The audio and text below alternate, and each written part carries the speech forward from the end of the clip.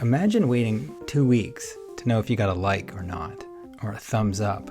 In the decades before the internet, people made comics, and we reached out to each other. What was it like? This is the Sequential Artists Workshop, and these are the 90s mini comics oral history archives. Come join us as we take a longer look at those analog days when communication was a lot slower, maybe more deliberate, maybe more reckless. Who knows? It was just different. Join us as we take a look and really notice how much things have changed. Come join us on the socials. Sometimes it's Comics Workshop, sometimes it's Saw Comics. Either way, come check us out and welcome.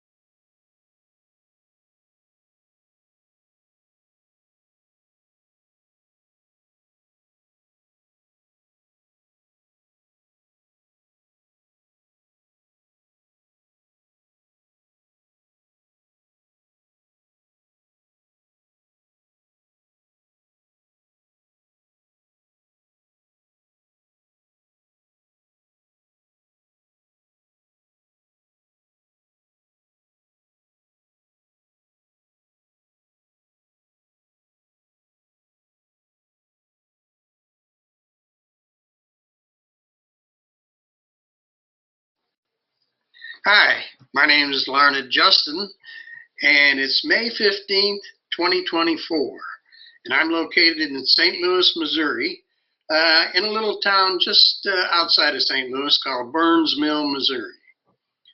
And Steve, what about you? That's a nice town. I've been to Burnsville, Missouri. It's a nice place. Yeah, everybody's so friendly there. I'm in Orlando, Florida, and it's the same exact date. And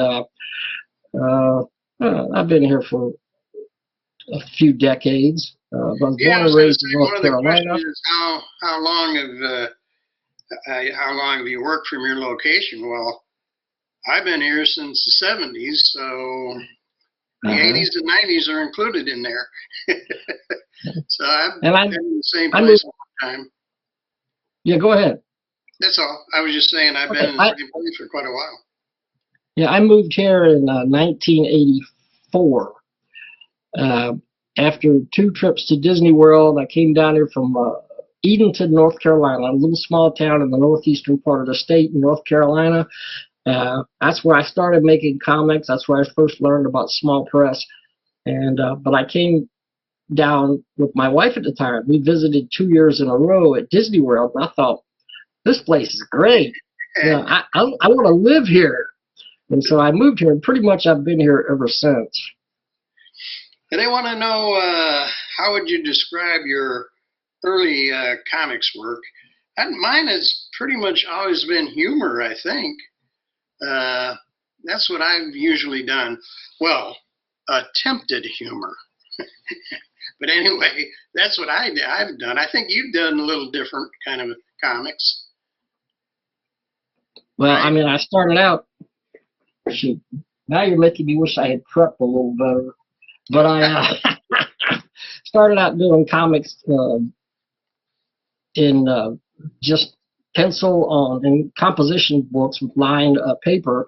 And when I was a kid, I've been drawing comics all my life. And you're talking about the 80s, days? Right? That was in the 80s, right? 80s? Well, I know they were focused on the 80s and 90s, but I've been drawing. I was born in 1956, so I was doing comics ever since I'm old enough to remember. I was always drawing comics. When I first started publishing comics, the first thing I ever published was an Edgar Rice Burroughs fanzine in 1969 called The Worlds of Edgar Rice Burroughs, and then eventually I discovered the fanzine, the small press network in the early 70s, and began publishing other comics. I'm number 1 in 1973. I became chairman of the UFO. There's been a whole history of the UFO, the United Fanzine Organization. I'm chairman again. I've been off and on, but 51 years later, I'm still doing it. Yeah, I mean, I was a little late to the party. I mean, I always could draw cartoons, but I had never even thought that I could draw an actual, comic book until one day I picked up this Fact Sheet 5. There we go. Number 59. That was the first one. I picked that up. That was published. That was Mike Gunderloy. On the Gunderloy. back here, it said comics. It said comics. Didn't Mike Gunderloy publish that? It was Mike Gunderloy. Seth somebody when I got it, but forgot his name now. But anyway, that was, and I looked in there and I said, people are making their own comic books? I didn't know that. I thought, heck, I might give that a try. So the first thing I ever did is this one. This is the very first one. Candid Cartoons, number 1. And if you'll notice, it looks great, by Will Davis. I was afraid to use my real name.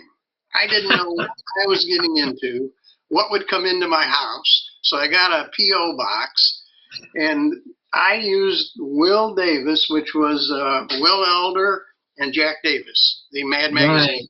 Right. Mad Magazine. So that was my name at the time.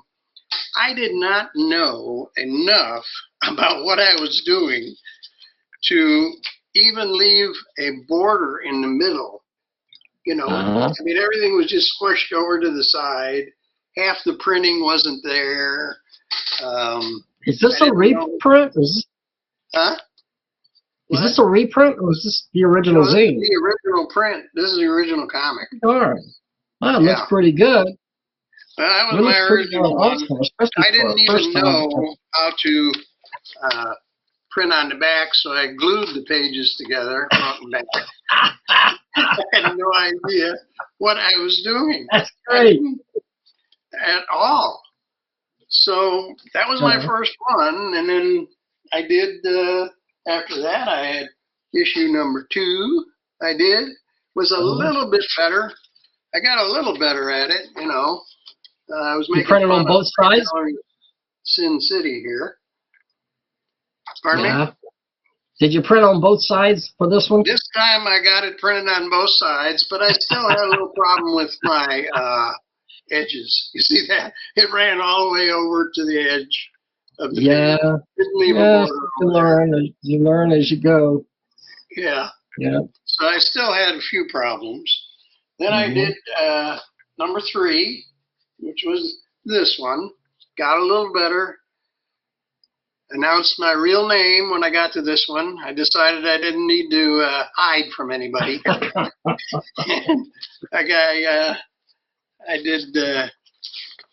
I got, it's a little better. If you can see, I've got borders now. You see on each side. Yeah, that holds up, man. That stands the test of time. That really looks great. It looks good. Your art style, I can recognize it immediately. Oh, thank you. Well, it's all copied from, well, not copied, but it's all Mad Magazine. I just love the artist from Mad Magazine, so that's who I am. And you have a Robert Crumb influence as well. I've noticed that recently. But, he didn't come around till later after. I mean, I didn't pay much attention to him until I actually started doing these. And he got his style from Will Elder. Is where he got it. Yeah. Will Elder, a Mad Magazine artist, that's where Crumb says he got his style. He expanded on it a bit. Yeah. So I had one more. This was the end of that series. This was the last one, number 4. And that was my Norman Rockwell cover right there. The Saturday evening Candid Cartoons. So anyway, that was my start. That's how I got started. Well, I mean, I originally was publishing comics by the Ditto method, this long abandoned method, Spirit Duplicators. Here's a comic. This is an issue of Comique, in fact. I put it in this weird plastic thing a long time ago. I probably wouldn't do that now. I'd get a real comic, but it's been filed away for a long time. Had an offset cover. This is comic. It was published by my mentor, Chuck Robinson II. But Who did that artwork on the cover? That was Dave Harrier. Harrier? Yeah, Dave Harrier, and he was around. This was drawn in 1971.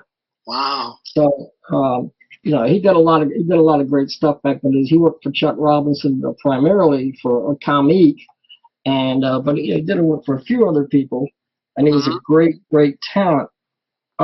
But these were published because there is a question here about somewhere. How did you print your early comics, and how did you get your comics ready for print? In those days, we printed by here's more Dave Harrier, but this is by the ditto method. Oh, you can see the ditto. Yeah. And you can see it's this purple ditto. They used to use it in high schools and stuff to make tests that teachers everybody had a spirit duplicator in the office somewhere, and so things were in purple. And of course, over the years, it faded. So so it's good that we eventually started finding superior printing methods. But we were all so young in those days. As I said, this is 1971. And look, you got like some excellent artwork here. I believe that's by a guy named Dale Nelson, and he was really excellent. But we had this inferior printing method. You were already corresponding with these people and having them send you stuff so that you could put in the book. Is that what you were doing? Oh, this was the artist. This is the art was by Randy Nelson. And I have, in fact, been in touch with Randy Nelson during the last 2 or 3 years. I found him on Facebook, and we talk about old times. But those were because there's also a question here about who influenced you and what comics were you reading anyway. So I'm jumping ahead, but it's all kind of part of the story. Yeah. So I was influenced. I did. I started. That was those books I showed you for 1997, kind of late to the party, I guess. But I started, I went to Kinko's. That's how I printed those. I went to Kinko's and did that. And then later I found right near me a little print shop. And I got to talking with those guys, and they printed some comics for me. It says how big were your runs? Well, mine were like 25 copies, That's all I could really do at the print shop.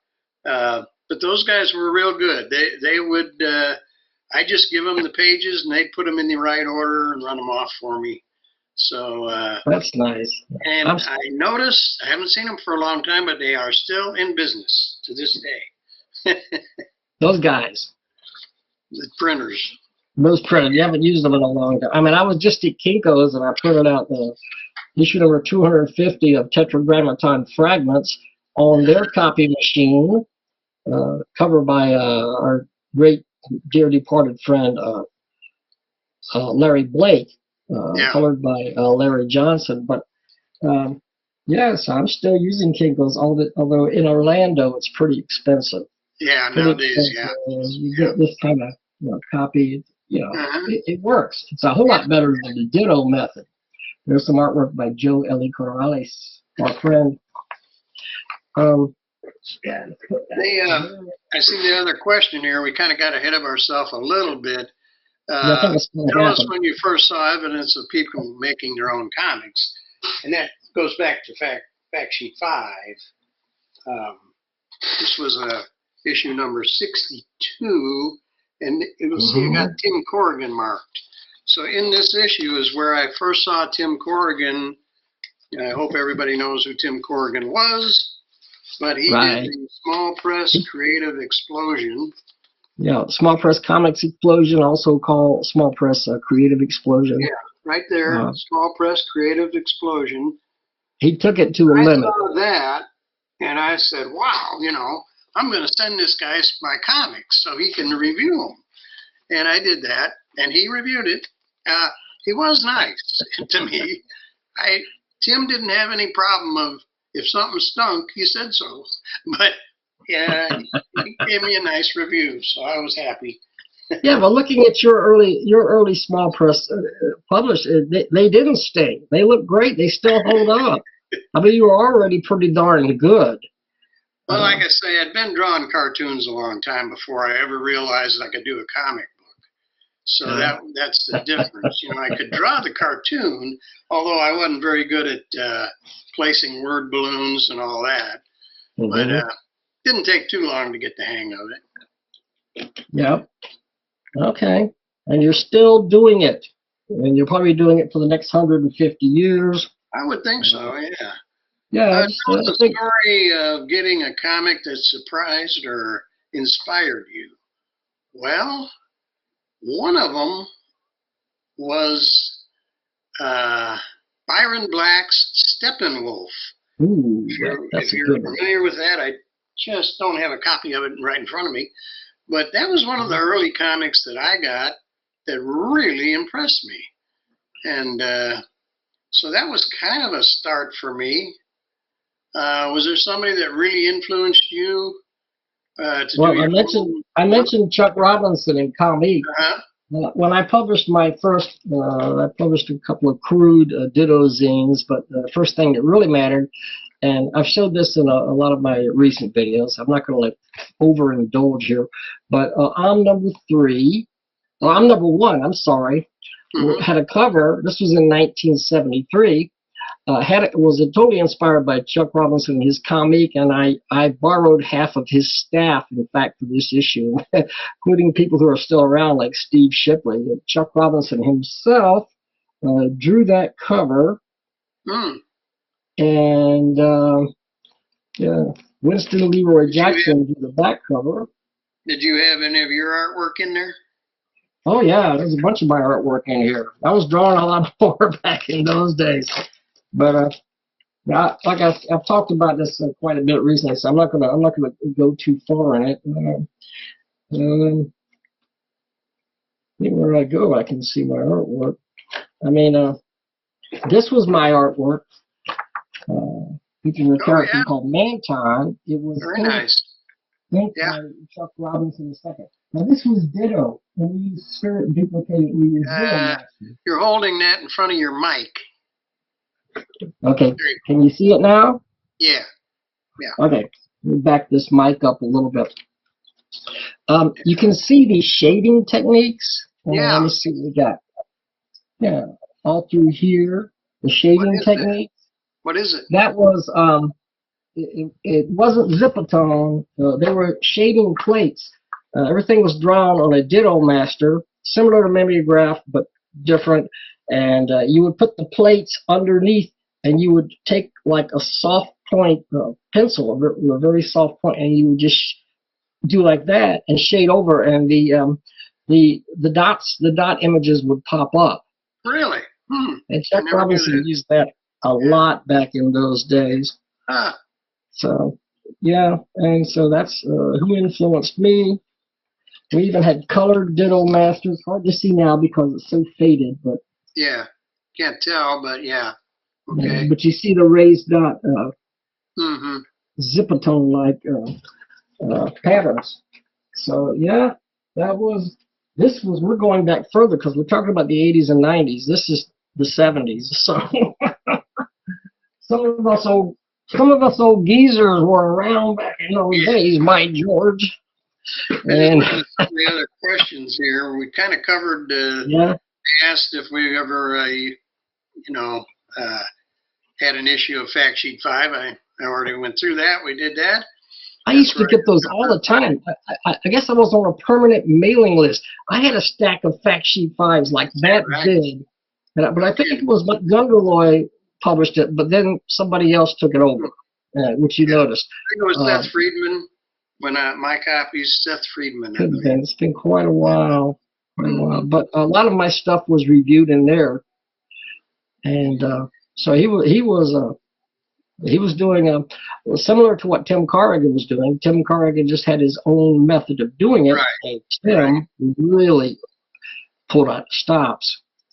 And it asks, speaking of Tim Corrigan, it asked, tell the story of how you met your closest friend or peer in comics.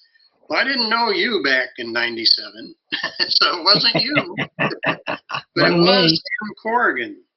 And I had corresponded with him a little bit, and then we both decided we were going to go to space in Columbus, Ohio. Oh, there you Small go. Press and Alternatives Comics Expo in Columbus, Ohio. And I got to meet Tim there in person. And I mean, we just hit it off right away. Both of us had the same idea about humor. He was a very funny guy.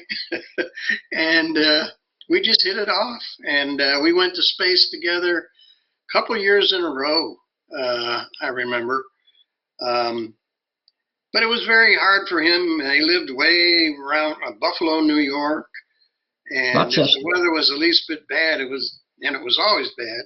It was a little tough for him to get there. Sometimes space was earlier in the year, so we may have not gone that year. It was, on and off. But that's where we met, and that's where we became good friends. And we talked on the phone and collaborated. That's the best way to get things done. Yeah, we collaborated on comics together. In fact, I did a whole comic of using his characters.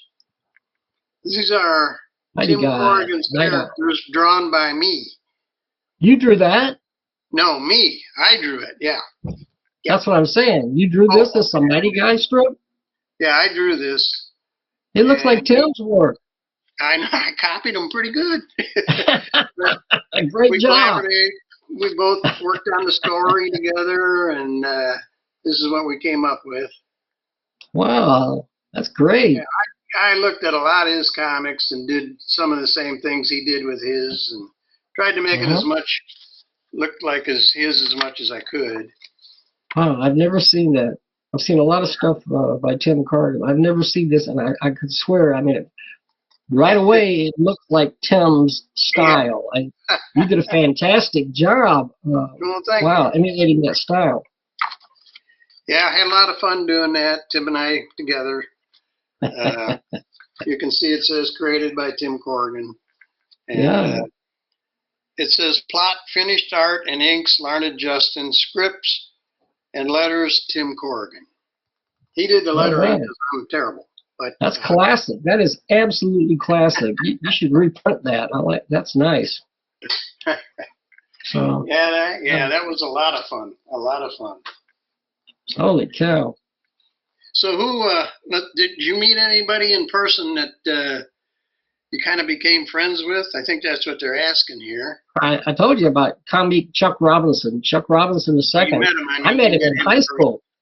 I was in high school, and I heard about this English teacher who did comics, and he would have people. He would, as part of his class, he would ask everybody to do a comic, and he had like 30 people in the class, and they're all doing their own comics for the first time ever. And he was just saying, this is something you can do to be creative. But he also heard about me through the grapevine in that high school, and I was like 10th grade or something. And there was another guy. There's another guy in the school here, and he draws comics just like the real ones. That's what they said, just like the real ones, which wasn't true. But I was doing my best. But I struck a friendship with him. I used to go over to his house, and him and his wife were there, and I had other comic book friends, and we all started converging on Chuck's house. And it was the place to be. And he had a massive small press comics collection, fanzine collection, from way back to the early 1960s. A lot of great stuff by Lynn Wein, Marv Wolfman, and lots of other people, Bill Shelley. And and I learned everything from him because he taught me about, he first told me about the fanzine network. We called them fanzines in those days, but the Small Press Comics Network. He's the first one that really gave me the information about that. He told me about the UFO, the first comic book co-op. It was called the BPP, Blue Plaque Publications in those days.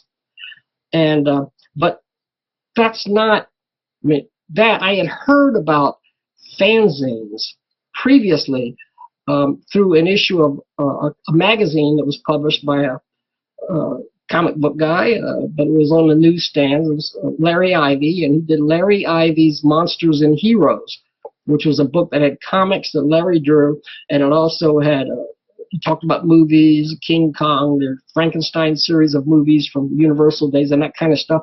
And somewhere in there, he mentioned he had a few pages where he talked about fanzines, Edgar Rice Burroughs fanzines, and so that was the first time I discovered that other people were making their own books from home. Yeah. I didn't know yet about the fanzine, the classic the comic books that people were making from home, but that's how I first learned about first publishing, which is why my first zine was an Edgar Rice Burroughs fanzine.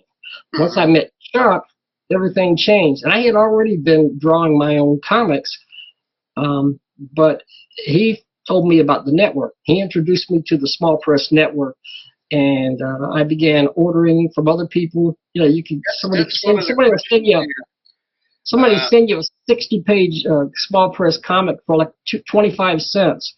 You used to paste, you could paste a quarter inside the envelope, just put tape over it and send it. Did that. Yeah, they got a question here about who were the most significant peers in comics. Of course, we mentioned Tim Corrigan. Other people were Larry Blake, Byron Black, I mentioned. John Miller from Scotland was a kind of an influence on me, and corresponded with him quite a bit. Kel Crum, another one of the funniest guys around. Oh, Kel Crum. And he's funny in person too. Yeah, and the great Steve Willis. You know, everybody I think should know Steve Willis. And those were people that were influenced by, my influences, and people that I did get to meet and know. Never got to actually meet Steve Willis, but Steve and I interviewed him on our YouTube show. And, what affected my work, I think I mentioned this before, but it was Mad Magazine. I didn't care anything about superhero comics, never bought them, didn't pay any attention to them, but Mad Magazine, that was it for me. So, any particular publication that you really liked at the time, or were you into superheroes? I loved Mad Magazine when I was a kid and running through my teenage years and later. I loved Mad Magazine. Yeah. And but I did start with superhero comics in the early 1960s, reading Superman and Superboy DC comics. Eventually discovering Marvel comics through the Avengers and the Fantastic Four and all of that stuff. Yeah. And that's those are my your work, I think, didn't it? You've got superheroes that you draw. Yeah, but there has to be a Mad Magazine influence in there somewhere, because I love Mad Magazine. I grew up with it. Don Martin just slayed me. He was the funniest guy. Yeah. Will Elder, Jack Davis, Wally Wood. Man, those guys were so good. I mean, Wally Wood could draw. Oh, yeah, Wally Wood, yeah. Oh, my gosh. Yeah. And the greats, one of the all-time greats. Well, those are all time greats. Yeah. So, yeah. So let's see, what else are they asking here? How did you trade or sell your comics? Well, I was terrible at distribution. I can tell you that. I did trade them. Tried to go to, like I said, we went to space, but wasn't much good at marketing my comics. Never have been. I don't know why. I have a hard time doing that. I don't know what you do, Steve, but when I was young, these weren't even. I was in North Carolina, and then I lived for a while on a Marine base in Cherryport, North Carolina. But when I was a kid, these weren't my comics. But just as far as trading comics, I used to just a kid. I'm like 7 years old, and I would go around and I see people playing, other kids, and we start talking. We talk about comics. And then I asked them if they have any comics, and they said, yeah, and I want to have some too. And we started trading That's when the trading bug first hit. I was trading people for mainstream comics, just other kids in the neighborhood. Let's see. Then when you got into small press, I'm sure you did a lot of trading in small press too, didn't you? The first thing, Chuck Robinson introduced me to that network, to all the, he gave me the addresses of all these other people who worked for him back in those days. And so he said, I suggest you send them a copy of your new book, and generally they will reciprocate and they'll send you something back. So that's when I first began trading. Also, at that time, the Comics Buyer's Guide, it was called just the Buyer's Guide, TBG, later became CBG, published by Alan Light, appeared.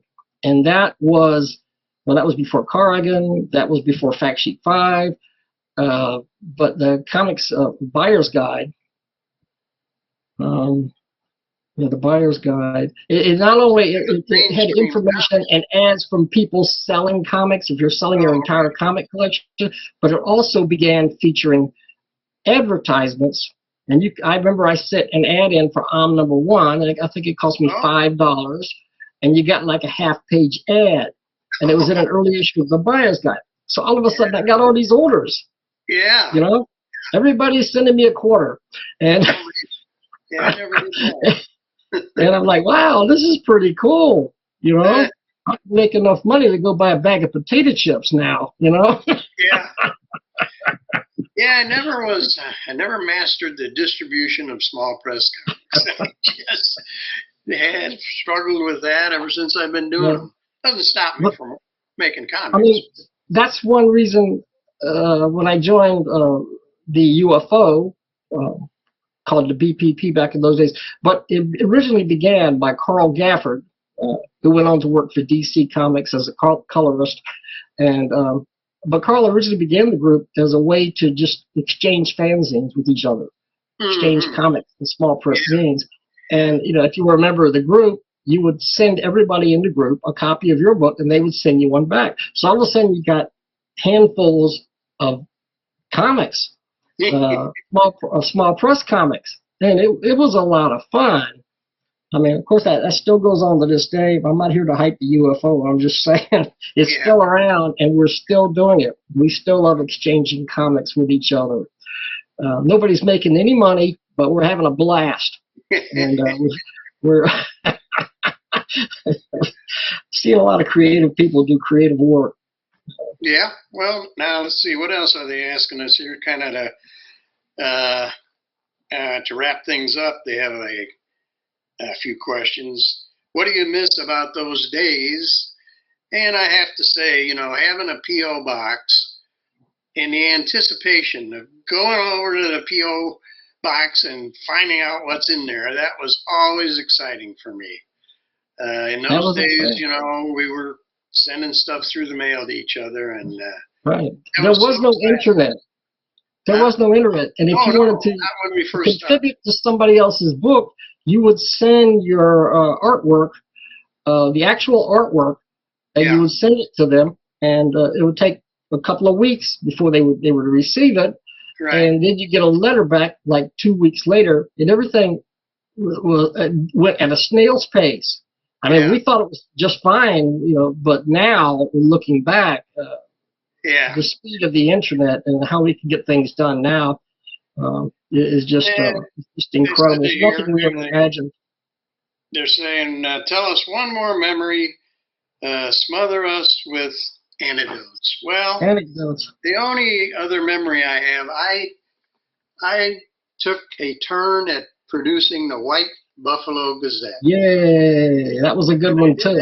No, this is 2001, so we just got out of the 90s, but this was quite a deal. And incidentally, here is on the back of this, Hector by Tom Motley, and Tom Motley has a interview on this very channel. So, yeah, that's right. He sent me this for the back, and I had a whole group of people sending me stuff. Here's one from David Lasky. Yep. A strange-looking fellow. But that's how I took it over from Ed Bowman, and Ed Bowman, Ted Bowman, yeah. Yeah, I took it over from him, and I produced right before. I'm trying to think. This is a Jeff Zennick White Buffalo, and I think he did it maybe before. I think I took it over from. Come to think of it, I took it over from Jeff Zennick, but Ed I think it's what you told me also before, yeah. been doing it, and he sent me a letter about you're probably going to regret doing this because nobody will buy it. And he was pretty much right. It was mostly I printed it up and sent it to the people that contributed to it. That's how it wound up being. But I did it for a year and a half, produced this. And here's all the people in this issue that contributed. You can see all kinds of people. We had a lot of contributors. Yeah, lots of them. On the left, that looks pretty familiar. On the other side, who's that artwork? I know who it is. That's Steve. I'm drawing a blank, but I know who it is. I recognize it completely. Steve Skeets. I knew it was close to Skeets. Yeah, I knew it was close to Keeter. Steve Skeets, of course. Steve Skeets, yeah. Steve. I worked with him a few times over the years. He even wrote a comic. He worked for DC Comics and stuff. He didn't work for you. Everybody and their brother was in these things. I really enjoyed doing them. And the interesting thing was, they weren't numbered. They weren't numbered. They were, you would like issue number, stories and such, right here. That was the issue number, stories and such. So they weren't numbered. Issue number, stories and such. Yeah, they were not numbered. They were just named. Yeah. This is an early one. I think I'll throw it out there. It isn't 80s or 90s, but it was 1977. This was an issue of my Mantra. Yeah, what my anthology title had a cover by Al Hanley. Al Hanley had a style kind of similar to C.C. Beck, who did Captain Marvel back in the 40s and 50s. Wow. And in fact, he was at one point he was in line to become an artist for Captain Marvel for Shazam. And he did that cover. And, and it has awesome artwork by myself. Here it is. Oh, yeah. Superhero named Eggman. But somebody discovered that if you cook Eggman, you can have a tasty breakfast. So I did that one. I'm just throwing that out there because we're talking about old comics. And this makes me nostalgic. So, yeah. I also did a review zine, Skeets Fan Forum and Review. Oh, yeah. What year was that? This particular issue, it's going to be early 80s. 90s. 1994. 94. And this was full of reviews. I reviewed small press comics in two, not quite on the scale of something like Tim Corrigan's zines or Fact Sheet 5, but there's some artwork by Jeff Gaither back in those days. But I published like 11 issues of this, and it was a lot of work. I did the same thing that Tim Corrigan did. Now Tim was quite a trooper. Oh boy! His magazines were huge. Yeah. And hand-typed. And you remember the type was very small. And it was also typed not on a computer. It was typed on an old manual typewriter, and he typed everything. Yeah. And unbelievable the amount of effort that he put into. I mean, I did it too, but as I said, not quite on the scale that he did. And that was enough work for me. When he decided, that when he drew his comics, which he was just as fast and just as prolific with his comics as he was with the review zine, he said he would sit in his chair in front of the TV, watch TV, and draw his comics. Well, I could never do that, but that's what he did.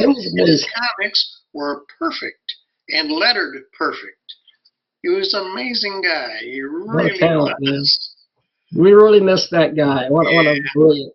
Sure do. Brilliant talent. He brought so many people into the small press network. Yeah. Uh, He was known as the father of the small press, so, and he surely yeah, was. one of the Yeah. fathers, for darn sure. That's for darn sure. Yeah. Yeah. Well, they're asking if we know 3 people that they should contact for doing one of these. These are actually called the Archives. 90s Mini Comics Oral History Project with the Sequential Artist Workshop. So they're 3 asking people. for if you know 3 people that might, they might contact. So I just really quickly here wrote down Jason DeGroot, Larry Johnson, and Terry Flippo.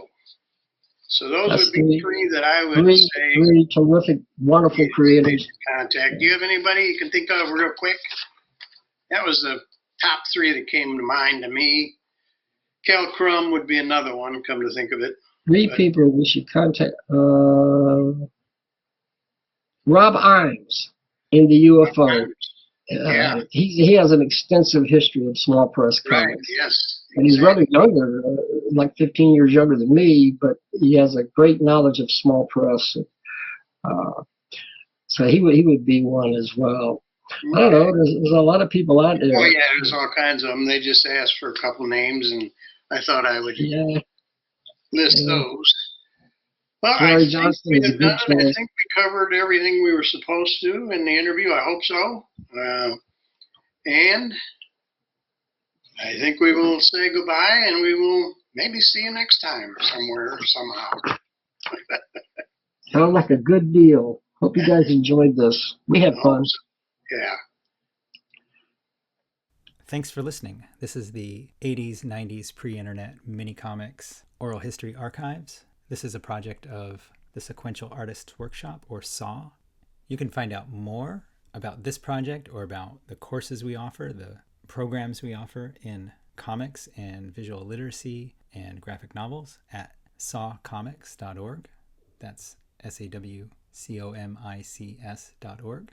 You can find out how to support this project through the donate button. You can also support us on Patreon at Saw Comics. You can find more of this on our YouTube channel or through various places where you get your podcasts. You can find archives of this at the University of Florida and at our other partner institutions. And waving at you from the past, this is Tom Hart, the director of the Sequential Artists Workshop. Thanks so much for listening.